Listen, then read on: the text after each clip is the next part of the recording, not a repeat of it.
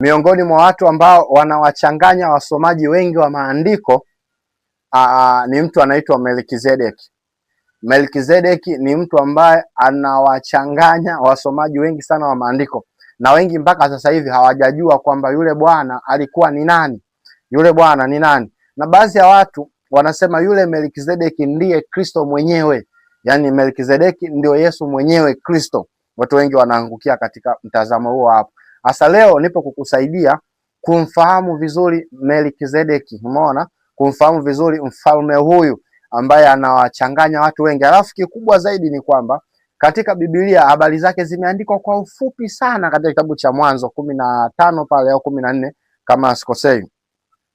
Katika kitabu kile cha Mwanzo 14 pale habari zake zimeandikwa kwa ufupi sana sana sana, ila tunakuja kupata mwanga katika kitabu kile cha Waebrania sura ya 7 pale ndio anatupa mwanga kumfahamu huyu mtu Melkizedeki alikuwa ni nani.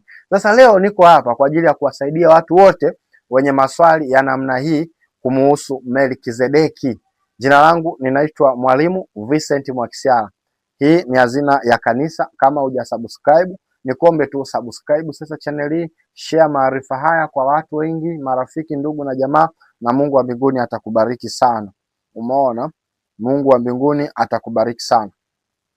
Sasa tunapomuongelea Melkizedeki ambapo kwenye kitabu kile cha Mwanzo sura ya 14 pale utaona kulikuwa na vita kati ya Ibrahim na wale wafalme ambao walimteka Lutu. Lutu ndugu yake Ibrahimu, mwanae Ibrahimu alikuwa ametekwa kule, kwa Ibrahimu akaenda akamkomboa Lutu. Alipomkomboa akakusanya nyara nyingi, umeona, zile nyara akazitengea sehemu ya 10, akaenda akaitoa zaka kwa mtu anaitwa Melkizedeki. Kwa Melkizedeki ndiye aliyepokea fungu la 10 la sadaka ya Ibrahimu. Sasa huyo Melkizedeki alikuwa ni nani? Umeona alikuwa ni nani? Ambapo asema Melkizedeki mfalme wa Salemu akaleta mkate na divai, naye alikuwa kuhani wa Mungu aliye juu sana. Huyo Melkizedeki alipoenda kumpokea Ibrahimu alileta divai na mkate. Alafu anasema alikuwa kuhani wa Mungu aliye juu sana, kuhani wa Mungu aliye juu sana. Kwa hapa sasa tunaona mambo ya muhimu kwa huyu mfalme Melkizedeki. Mambo ya muhimu ni kwamba jambo la kwanza kabisa alikuwa ni kuhani wa Mungu aliye juu sana. Hiyo ndo jambo la muhimu, alikuwa kuhani wa Mungu aliye juu sana. Sasa alikuwaje kuhani? Na kipindi kile hekalu halikuwa limejengwa wala hakukuwa na hema ya kukutania. Hiyo hekalu alikuwa analisimamia kwa namna gani na kwa mfumo gani wa kiibada hatujui, ila tunachojua ni kwamba alikuwa kuhani wa Mungu aliye juu sana, huyo Melkizedeki. Na tunapomuongelea Melkizedeki pia hapa maandiko yanaonyesha alikutana na baba wa imani ambaye ndio Ibrahimu. Sasa huyo Ibrahimu ambaye sisi tunamuona ndiye baba yetu wa imani, sio tunamuona, ndivyo ilivyo, ndio baba yetu wa imani Ibrahimu. Maandiko yanasema alienda akatoa sadaka kwa huyu bwana Melkizedeki, yaani inamaanisha alijinyenyekesha akatoa sadaka, alafu Melkizedeki akambariki Ibrahimu. Sijui unanielewa? Akambariki Ibrahimu. Kwa hiyo inaonyesha kwamba Melkizedeki alikuwa ni mkuu kuliko Ibrahimu, au alikuwa na nafasi kubwa kwa Mungu ya kumbariki Ibrahimu. Sijui unanielewa ninachokiongea? Alikuwa na nafasi kubwa mbele za Mungu ya kumbariki Ibrahimu. Akaja na mkate na divai. Kwa mkate na divai ilikuwa inatuonyesha sura ya meza ya Bwana, inatuonyesha sura ya meza ya Bwana, kwa ni ufunuo wa sura ya meza ya Bwana ambayo itakuja mbeleni na Kristo Yesu. Kwa hiyo unaona Ibrahimu anakula meza ya Bwana chini ya kuhani ambaye ndo Melkizedeki, ambapo sisi katika Agano Jipya tunakula meza ya Bwana chini ya kuhani ambaye ni Kristo Yesu. Umeona? Kwa hiyo ni picha ambayo inatuonyesha kuhusiana na huyo Melkizedeki. Sasa hebu tuende tukaangalie maana ya jina la Melkizedeki. Maana ya jina lake Melkizedeki, neno Meliki, lile neno Melki, sisi tunasema Meliki au Melki. Neno tu lile Melki lina maana nyingine na neno Zedeki lina maana nyingine. Kwa neno Meliki lina maana nyingine, Zedeki lina maana nyingine. Sasa maana ya neno Melki linamaanisha mfalme. Neno Melki, mfalme au mmiliki. Kwa hiyo ile neno Melki inamaanisha mtu mkubwa, anayetawala, mmiliki, mfalme. Umeona? Alafu neno Zedeki inamaanisha haki. Neno Zedeki, haki. Kwa jina la Melkizedeki inamaanisha ni mfalme wa haki. Kwa hiyo inamaanisha yeye jina lake Zedeki, manake haki. Kwa wazazi ambao mnatafuta majina, ili jina zuri sana kwa kuwapa watoto. Umeona? Haki, Zedeki, haki. Melki, mtawala. Kwa hiyo Melkizedeki, mtawala wa haki, mfalme wa haki.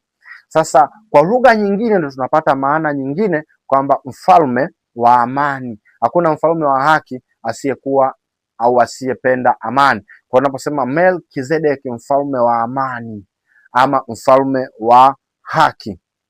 Umeona? Sasa lile neno Salemu, umeona? Kwa sababu huyo Melkizedeki alikuwa mfalme, alikuwa anatawala wapi? Alikuwa anatawala taifa linaloitwa Salemu. Kwa taifa linaloitwa Salemu, taifa hilo kwa lugha ya Kiswahili, neno Salemu kwa lugha ya Kiswahili linamaanisha amani. Salemu, amani, ambalo neno hili likaja likatolewa hata katika lugha za Kiarabu likaitwa salamu. Sio, salamu ni amani. Kwa Bwana, ninakusalimu, yani ninakutakia amani. Mbona hujanisalimia? Mbona hujanitakia amani? Salamu ni amani. Sio, ndio maana hii Dar es Salaam tunamaanisha bandari ya amani. Dar es Salaam jiji letu, kwa hiyo inamaanisha bandari salama, bandari ya amani. Kwa Salem alikuwa anaitawala mfalme anaitwa Melkizedeki. Ilikuwa ni taifa linalojitegemea, ambapo miaka ya baadaye iliyokuja kwenda, hii taifa la Salem ndo likaja kuwa jiji la Jerusalem, jiji la Jerusalem au Yerusalem kama tunavyotamka kwa Kiswahili, ambapo maana ya neno Jerusalem ina maana jiji la amani. Umenielewa? Jerusalem, jiji la amani.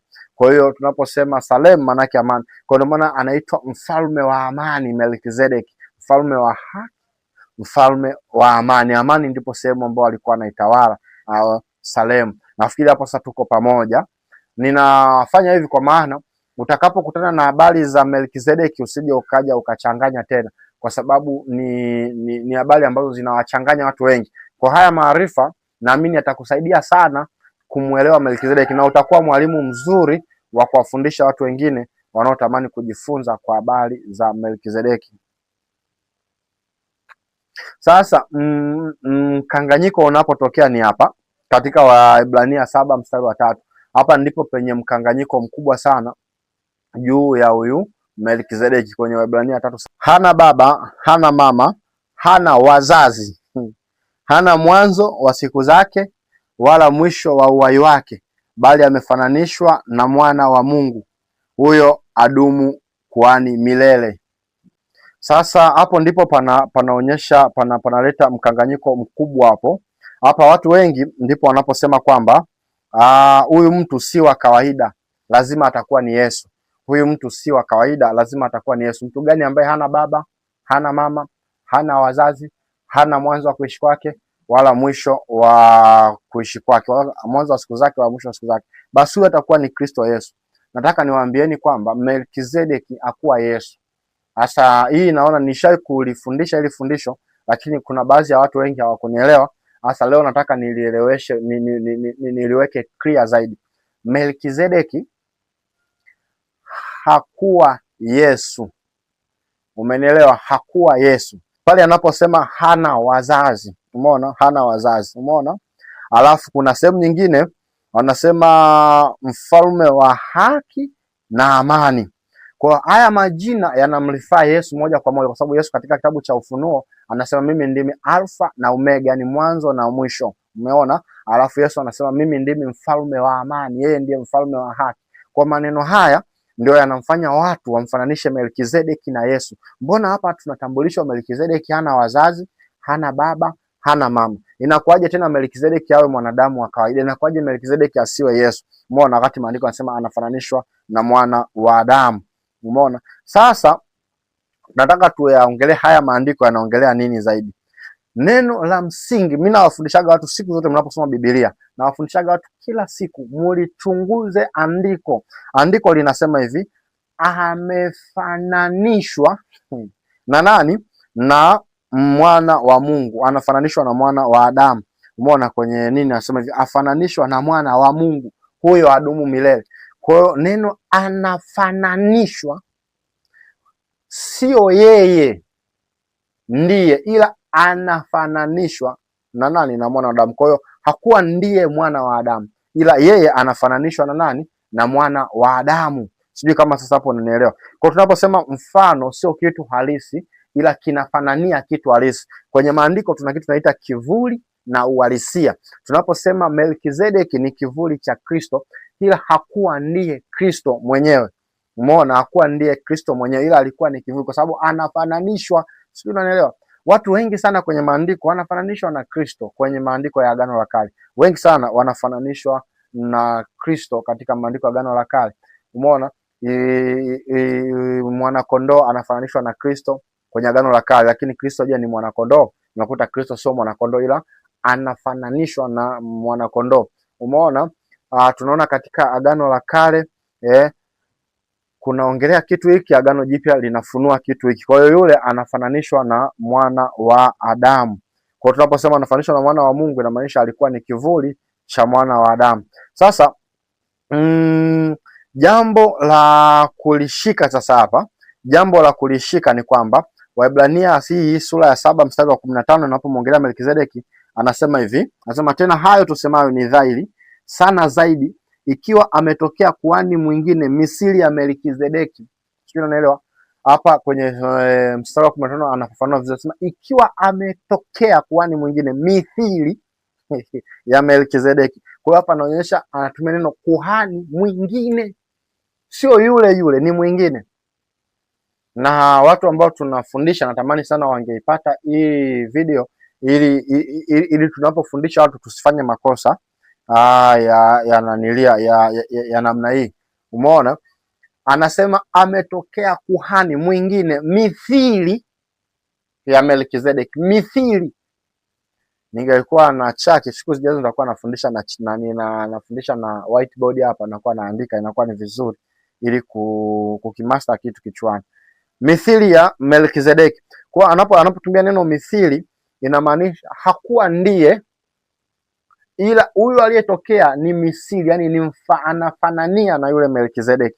Umeona, anafanania na yule Melkizedeki. Twende taratibu, na mimi tutafika sehemu utanielewa. Na mimi mpaka sasa hivi bado na maswali yanayokuja, mbona hana baba, mbona hana mama, mbona hana wazazi, pale pamekaaje? Yote tunayajibu hayo, ila nilikuwa nataka nikueleze kwanza, hapa ndo pa kupaelewa vizuri zaidi. Anasema huku tumeona anafananishwa na mwana wa Adamu, lakini hapa kwenye mstari wa 15 ndo anaweka statement vizuri zaidi. Anasema hivi, anafananishwa. Ngoja nikurudie tena, anasema tena hayo tusemayo ni dhahiri sana zaidi, ikiwa ametokea kuhani mwingine. Neno mwingine, kuhani mwingine, ukishasema neno kuhani mwingine inamaanisha hakuwa yule wa kwanza, huyu ni mwingine. Alafu mithili ya Melkizedeki. Kwa hiyo mfano, misili ni ile mfano wa Melkizedeki. Umenielewa? Kwa hiyo tunaposoma maandiko yanajijibu yenyewe, ila tu ni watu kutokuwa na ule ufuatiliaji wa maandiko, au kuwa na ule uvivu wa kufuatilia andiko mpaka mwisho, fundisho mpaka mwisho, kuona fundisho linaishia wapi. Kwa hiyo ni hatari sana, kwa sababu ya kudaka mstari mmoja. Unapodaka mstari mmoja ukaenda nao, kuna mstari unasema anasema basi Yesu akusulubiwa. Kwa hiyo ukachukua tu ule mstari Yesu akusulubiwa ukaenda nao, unakuwa umetoka nje kabisa ya content ya mwandishi. Kwa lazima ufuatilie mstari mpaka mwisho, content yake, muktadha wake unaelezea nini pale, afu utaelewa vizuri zaidi. Sasa labda kitu ambacho cha kukielewa kingine kizuri ni kwamba mstari wa 14, turudi kwenye mstari wa 14, anasema hivi, maana ni dhahiri kwamba Bwana wetu alitoka katika Yuda, kabila ambalo Musa hakunena lolote juu ya mambo hayo ya ukuhani. Kwa hiyo umeona sasa, kumbe hili ndilo fundisho hasa. Lengo la mwandishi kutuletea habari ya Melkizedeki ilikuwa ni huu mstari wa 14. Kwa hiyo ndio mstari muhimu zaidi wa kujifunza katika sura ya 7. Anasema hivi, maana ni dhahiri kwamba Bwana wetu alitoka katika Yuda, kabila ambalo Musa hakunena lolote juu yake katika mambo ya ukuhani. Sasa hapo inaturejesha mpaka kipindi cha Musa, ambapo Musa alipewa na Mungu utaratibu wa ukuhani, kwamba utaratibu wa ukuhani utakuwa ni kabila la Lawi peke yake. Umeona? Kwa hiyo kabila la Lawi ndio litakalokuwa kuhani. Kuhani yoyote lazima atoke katika kabila la Lawi. Sasa huyu hapa mwandishi wa Waebrania anamuelezea Kristo kama kuhani. Sasa anapomsema Kristo ni kuhani mkuu, watu wanachanganyikiwa, hasa jamii ya Kiyahudi, kwamba hakuna kuhani ambaye atatoka nje ya kabila la Yuda, nje ya kabila la Lawi. Kuhani yoyote lazima atoke kabila la Lawi. Umeona? Hakuna kuhani wa kabila la Yuda. Sasa Yesu alikuwa ni Myahudi, anatokea kabila la Yuda, inakuwaje awe kuhani? Sasa hapa ndipo anatuonyesha Melkizedeki alishawahi kuaga kuhani, ambaye huyo alikuwa hata kabla hilo kabila la Melkizedeki. Kwa hiyo huyo hapa kufungwa na ukabila. Kwa hiyo hapa anawatoa watu ile limitation, zile mipaka, zile mapokeo, kwamba kuhani lazima atokee katika kabila la nani?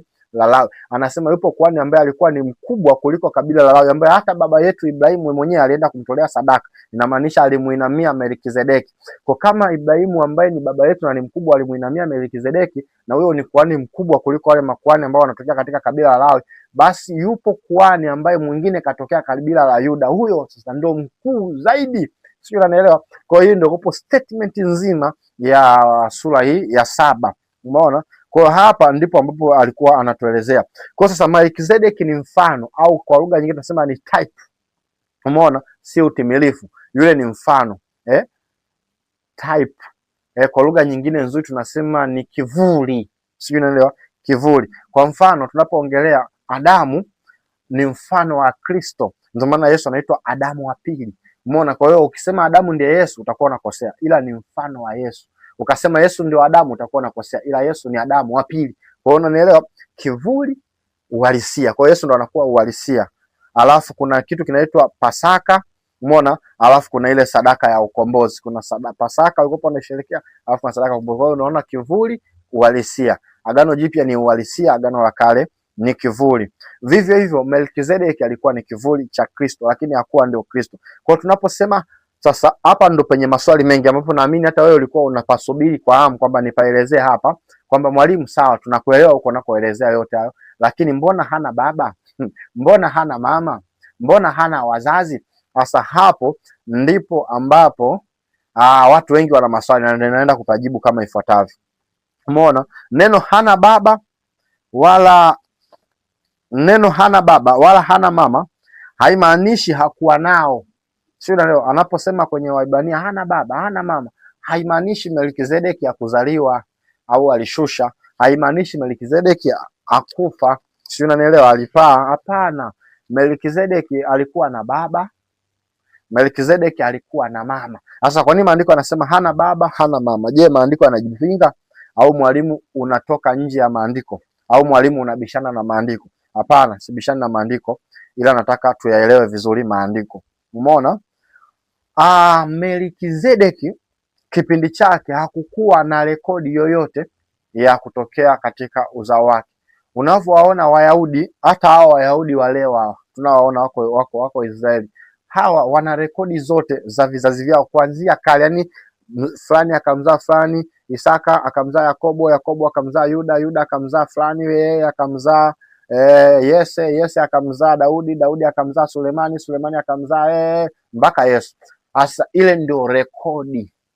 Lakini huyu bwana katika maandiko ya baadaye ya watu waliokuwa wanakuja kusoma baadaye hawakupata chimbuko lake, hawakupata rekodi yoyote inayoelezea huyu bwana ametokea wapi. Umeona? Kuanzia Adamu mpaka huko kote watu walikopo, vizazi vilikuwa vinafanya nini? Vinaelezewa asili zao, ni asili zao zilikuwa zinajulikana, wanatokea huko, lakini asili ya Melkizedeki haikuonekana. Kwa watu waliokuwa wanakuja baadaye wanapomsoma habari za Melkizedeki, mbona wanasema huyu mtu, mbona tunajitahidi kufuatilia tujua asili yake ni wapi, baba yake ni nani, ametokea wapi, lakini watu hawaoni. Mwisho wa siku sasa, karne zilizokuwa zinafuata, wanasema yule Melkizedeki bwana hana baba hana mama, kwa sababu rekodi zake hazikuonekana. Umeona? Kama zilipotea. Umeona? Rekodi zake, hana wazazi. Kwa hiyo rekodi zake ikawa inafahamika kama hana baba hana mama hana wazazi, ila hakuwa kwamba hana kabisa, alikuwa nao. Ndio maana tunaona alikuwa ni mfalme kabisa wa kisiasa, alikuwa anatawala. Yesu hajawahi kutawala kisiasa duniani, sio, unanielewa? Hakuna sehemu Yesu anatawala taifa lolote duniani. Huyu Melkizedeki alikuwa analitawala taifa kabisa kisiasa, umenielewa? Alikuwa ni mwanasiasa, yani ni mfalme kabisa wa serikali fulani, ambayo hiyo serikali ina majeshi na nini na nini. Lini Yesu amewahi kutawala dunia kwa mtindo huo? Umeona? Kwa hiyo huyu alikuwa nao, lakini tu rekodi hazikukaa vizuri pale, rekodi hazikukaa vizuri. Kwa kutokupotea kwa rekodi zake, ndio baadaye ikawa kama mithali. Tunaposema mithali, inamaanisha ni kama msemo ukaja kutokea baadaye kwamba huyu bwana hana wazazi, hana baba, huyu bwana hana mama, hana mwanzo wa kuishi kwake, hana mwisho wa kufa kwake, na masuala ya namna hiyo, kwa baadaye ilivyokuwa inafanya nini, inaendelea. Sasa huyo ndiye Melkizedeki ambaye tulikuwa tunamuongelea, ambaye anatumika kama mfano wa kumwelezea Kristo. Kwa hiyo tumeona watu wanapochanganya ni pale neno nasema hana mwanzo, wanadhani kwamba ni wa milele halisi. Kwa hiyo neno kwamba hana mwanzo, najua kwamba huyu bwana hakuzaliwa, hana wazazi. Umeona? Lakini kitu kingine kinachowachanganya watu ni pale mfano na utambulisho, au kivuli na kitu halisi. Hapo ndipo watu wanachanganya kwenye kivuli na kitu halisi, kufanana na kitu kile kile. Kwa hiyo inaonyesha Melkizedeki alikuwa anafanana. Umeona? Lakini watu wanapuuzia muktadha. Ninafundisha na ninazidi kusisitiza, yani ukiwa mwalimu wa neno la Mungu halafu uzingatie muktadha, wewe hufai kufundisha watu wa Mungu. Yani huwezi kuwa mwalimu wa neno la Mungu hujui muktadha, huzingatii muktadha. Yani wewe unapata andiko unanyoka nalo, wewe huwezi ukawa mwalimu. Kuna lile andiko lile la Isaya pale sura ya 4 kama sikosea, anasema itakuwa siku hiyo wanawake 7 wataenda kumkamata mwanaume mmoja, anasema tutaitwa kwa jina letu, tutakula vyakula vyetu na tutavaa kwa nguo zetu wenyewe, ila tunaomba tuitwe kwa jina lako. Alafu unakuta mtu anasimama na lile andiko ananyooka kwamba wale wanawake 7 ni makanisa 7 wanamkimbilia Kristo. Haoni muktadha umeanzia wapi, habari inaishia wapi, yeye ananyoosha. Ni hatari sana sana sana sana sana kutafsiri andiko bila kufuata muktadha. Kwa hapa muktadha unatuonyesha kwamba Melkizedeki alikuwa ni mfano tu, usipuuze muktadha. Umeona? Usipuuze muktadha. Muktadha unaotuonyesha hapa ni ukuhani wa Kristo Yesu, ndio unaoelezewa, wala sio Melkizedeki. Kwenye Waebrania 7 unaelezewa ukuhani wa Kristo Yesu. Melkizedeki anafananishwa kama mfano, hakuwa halisi. Tukimfanya Melkizedeki alikuwa ni Yesu, hilo ni kitu kingine tu. Sasa kuna sehemu pengine ambapo watu wanapambatanisha ni pale kwenye kitabu cha Yohana. Kuna sehemu kwenye kitabu cha Yohana Yesu anawaambia wale watu, ninyi mngekuwa wana wa Ibrahimu mngeniamini mimi ninachokisema. Nyinyi mmekuwa watumwa. Walikuwa wanasema sisi sio watumwa kwa sababu sisi tumetoka kwa Ibrahimu, hatujawa watumwa mtu yoyote. Anasema mngekuwa wa Ibrahimu mngenielewa. Mbona Ibrahimu mwenyewe siku aliyokutana na mimi alifurahia? Umeona? Watu wakamwambia Yesu, wewe hata miaka 50 hujafika, ulikutana na Ibrahimu wapi? Anasema Ibrahimu hajazaliwa, mimi nipo.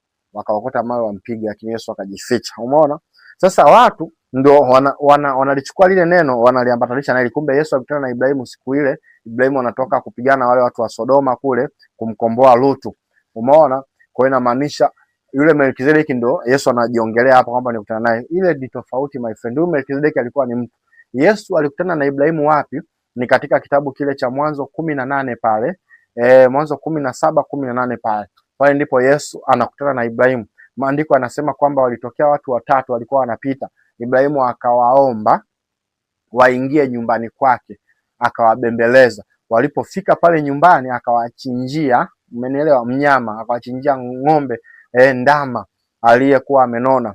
Alafu walipokuwa wanakula, yule mmoja ndo akasema mwakani majira kama haya, walikuja ni wanadamu kabisa walikuwa ni wanadamu kabisa, wakasema mwakani majira kama haya mkeo Sara atapata mtoto. Asa yule aliyekuwa anaongea na Ibrahimu vile ni mtu kabisa hivi anaonekana. Aliyekuwa anaongea ndio Yesu mwenyewe. Sio, unanielewa? Asa Sara aliposikia akacheka kule. Alafu neno pale linatumika asema Bwana akakasirika, akasema mbona mkeo anacheka? Haniamini mimi? Sio, unanielewa? Sara akaogopa kwa sababu alipokuwa anacheka hakuna aliyemuona na kujua kama itagundulika. lakini kwa sababu yeye ni Kristo akagundua tu amenicheka. Umeona? Akaogopa akasema sikucheka kwa hofu. Umeona? Akasema hapana, ulicheka. Umeona? Sasa yule ndiye Kristo. Alafu tunaona wale wawili sasa wakatoka pale kwa Ibrahimu wakawa wanaelekea Sodoma. Ndio wale wanaume walioenda Sodoma pale watu wa Sodoma wakaanza kuwatamani. So, ni siku ile ile watu walipofika Sodoma kule, wale watu wa Sodoma wakaanza kuwatamani, wakataka kuwalawiti. Umeona? Kwa sababu walikuwa ni wanadamu wanaonekana hivi na walikuwa na sura nzuri. Alafu sasa yule mmoja alibaki na Ibrahimu, yule ambaye ndiye Kristo alibaki na Ibrahimu. Alafu akasema ninawezaje nikafanya jambo hili nisimshirikishe mtumishi wangu Ibrahimu? Akamwambia Ibrahimu kwamba ninaenda kuiangamiza Sodoma. Ibrahimu akamwongea naye akasema, je, ikiwa kuna watu 50 Sodoma watakatifu utawaangamiza pamoja na waovu? Akasema sitaangamiza. Wakafika akashusha ikiwa watu 20, ikiwa watu 10 na ngapi, mpaka mwenyewe Ibrahimu akaona dai sasa inakuaje? Umeona? Baadaye Ibrahimu akasujudu mbele ya Bwana. Anayeongelewa pale ndiye Kristo. Hapa Yesu anasema siku Ibrahimu alipoonana na mimi alifurahi. Sio, unanielewa? Hapo ndipo anapozungumzia, wala haongelei habari ya Melkizedeki pale kwenye ile kitabu cha Yohana, lakini Yohana 8 haongelei kabisa habari ya Melkizedeki, ila ni kwa sababu ya watu tu kutotafuta, yani kutofuata muktadha vizuri, wajikuta wanaambatanisha na andiko hilo, wanaambatanisha na andiko hili, na maandiko hili na maandiko. Ukiambatanisha na hiyo yanakuwa kama yanakusupport hivi, lakini kumbe unawapoteza watu katika kuelewa maana yake. Basi leo nilikuwa nataka tuongee kuhusiana na Melkizedeki. Nafikiri utakuwa umepata elimu nzuri sana hapo. Mungu akubariki sana. Jina langu naitwa Mwalimu Vincent Mwakisyala. Hii ni Hazina ya Kanisa. Kama hujasubscribe channel, naomba tu subscribe, lakini share kwa watu wengine na Mungu atakubariki sana. Lakini ikiwa wewe unatamani kuwa pamoja na sisi au kuwa sehemu ya vipindi hivi, basi unaweza ukatoa sadaka yako hapo kwa namba hizo unazoziona, ukatuma mchango wako na hakika itapokelewa na utakuwa sehemu ya baraka hizi. Mungu anapokuwa anashusha baraka hata acha kuikumbuka sadaka yako, itaenda sawa sawa na vile moyo wako ulivyokusudia,